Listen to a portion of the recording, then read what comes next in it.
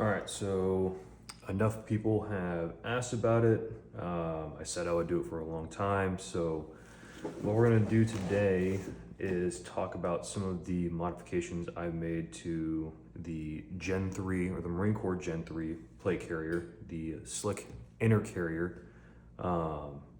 This is normally what you'd find inside of a standard Gen 3. So you have your load bearing outer panel. This would be the inner material or the inner plate carrier that carries just the soft armor panel. All right.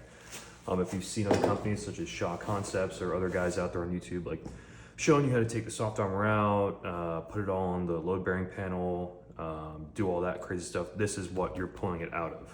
All right.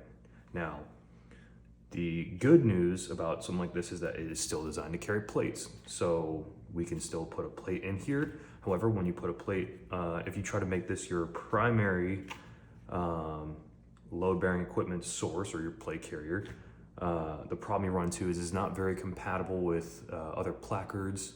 The shoulder straps sit very awkwardly. You lose a lot of the quick release functionality of the shoulder straps that you'd have in the outer carrier, because this is meant to be like a crewman's vest, so to speak, like a Trax or AAVs, that sort. So what we're going to talk about is what I did to make this more friendly towards carrying heavier equipment, being compatible with the load-bearing back panel, because that's the other concern, is that the rear section of the slick carrier doesn't have enough MOLLE to go around to be compatible or to be useful for other purposes, and not a lot of different cover button options. All right, so what we'll start is take off the placard here. This is a unobtainium gear sleds placard that they were generous enough to lend me a elastic front panel to try out.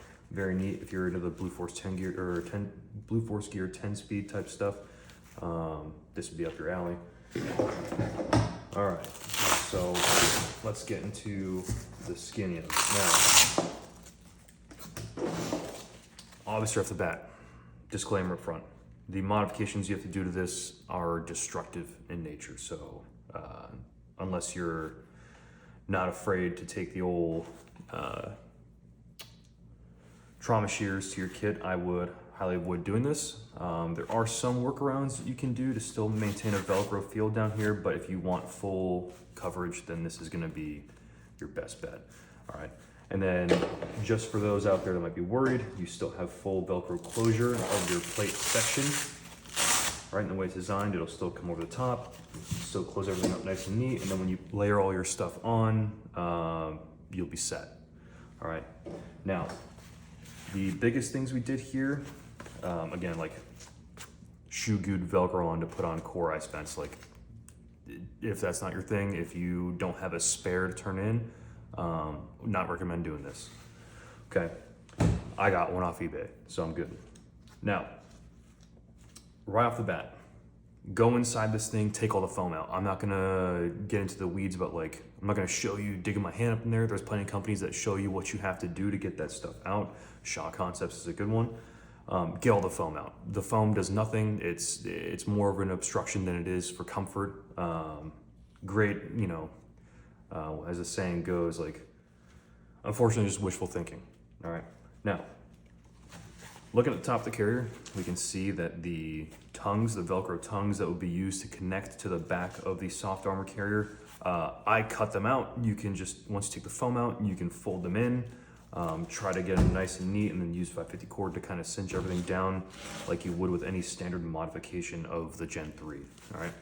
The next kind of crucial step here is in the top two corners of the plate bag, using some form of buckle kit. For my Marines out there that are less inclined to spend money on this kind of stuff, you can use the chest rig adapter kits for the ILBE chest rig. I would just recommend you cinch them all the way up so you get the buckles that look something like this. The fringe benefit of doing this is it gives you some swivel movement in connection to the rear plate bag, which in essence creates something akin to the Faro Concept SCPC's swivel tabs that they can use on that plate carrier. I found that this actually really helps with the shoulder strap angle.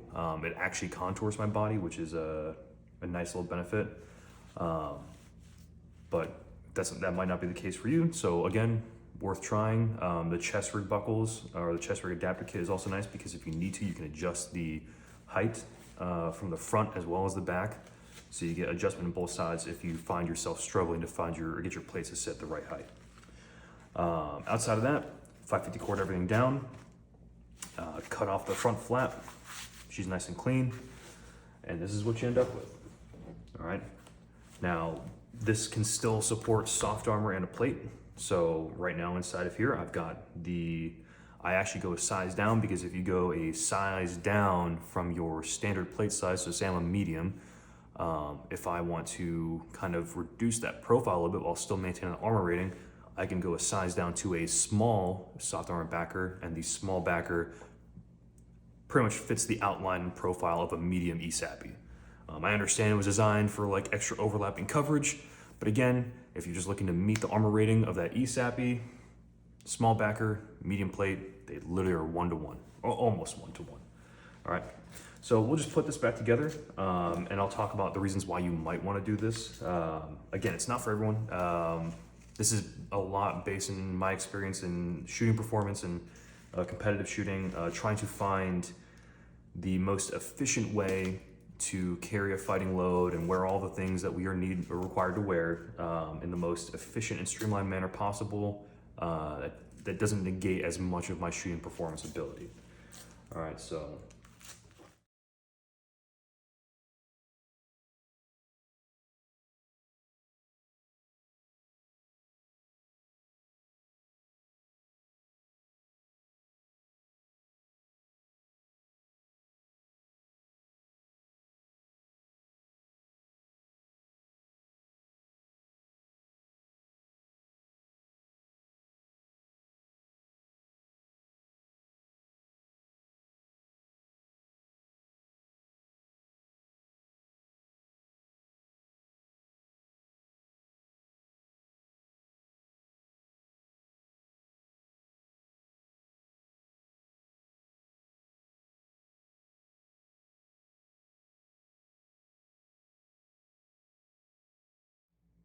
So as you can see, when fully put back together, put on, very streamlined, very thin. So I don't have a lot of those excess bulk layers of Velcro and laser cut mold. This is all one contained plate carrier, like a lot of aftermarket commercial plate carriers out there. Very tight to the plate, opens up that shoulder pocket for that big M27 stock. A lot of new or extra range of motion, stands for Camelback tube. All right. It makes it very competitive to a lot of aftermarket plate carriers out there. If you don't have the money, but you still want to have that kind of performance advantage, or if you're in a unit that doesn't allow you to do or purchase certain things like a JPC, FCPC, whatever your cake is, right? This is a very quick way to get to that same level of performance and capability. Just understanding that if you do this, you are responsible and liable for replacing that piece of kit because this has to go back to supply, or just go out and buy the extra piece if you can find it from a surplus store or eBay or whatever, they're out there. It's less expensive than buying a whole new aftermarket plate carrier, but you still get all those advantages, right? So the shoulder tabs can swivel out of the way, right? They push out nicely for my build. You still get that quick release function with the shoulder pocket or with the shoulder straps. A lot less material built up in the way, unlike with the factory or the issued configuration of this plate carrier. And it still becomes placard friendly, which is honestly the way people are just now. It's like this is the standard. The industry standard is just wearing a placard or a chest rig of some kind. You still get that capability. So if this interests you or more content like this interests you, please let me know.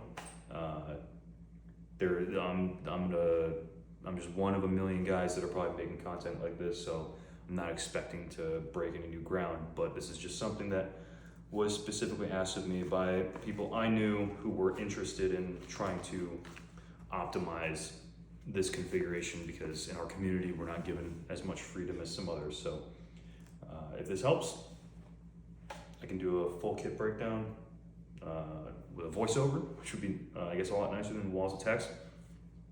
But that's pretty much it in a nutshell. All right.